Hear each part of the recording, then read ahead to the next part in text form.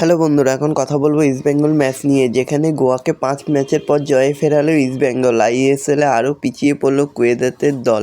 আইএসএলের অঙ্ক মিলছে না কুয়েতের, সব বিদেশি পেয়েও গোয়া থেকে পয়েন্ট আনতে পারলো না ইস্টবেঙ্গল কোচ। প্রতিযোগিতার 18টি ম্যাচ খেলেও অর্ধেক হারলো তার দল। তো বন্ধুরা, এরকমই সব ইস্টবেঙ্গলের খবর জানতে হলে আমার চ্যানেলটিকে অতি শীঘ্রই লাইক, কমেন্ট, সাবস্ক্রাইব করতে ভুলো না। বন্ধুদের মধ্যে প্রচুর পরিমাণে শেয়ার করে দাও, যাতে আমার 4000 ঘন্টা ওয়াচ টাইম পূর্ণ হয়ে যায়। তো বন্ধুরা, ইস্টবেঙ্গল পরপর অর্ধেকেরও বেশি ম্যাচ হেরেই যাচ্ছে।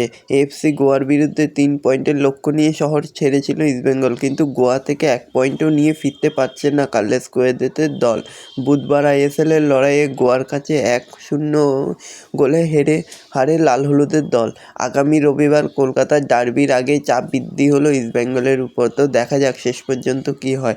এরকমই সব ফুটবলের খবর আমি দিতে থাকবো, তোমরা দেখতে থাকো। আর আমার চ্যানেলটিকে অতি শীঘ্রই লাইক, কমেন্ট, সাবস্ক্রাইব করতে ভুলো না ও বন্ধুদের মধ্যে প্রচুর পরিমাণে শেয়ার করে দাও, যাতে আমার 4000 ঘন্টা ওয়াচ টাইম পূর্ণ হয়ে যায়।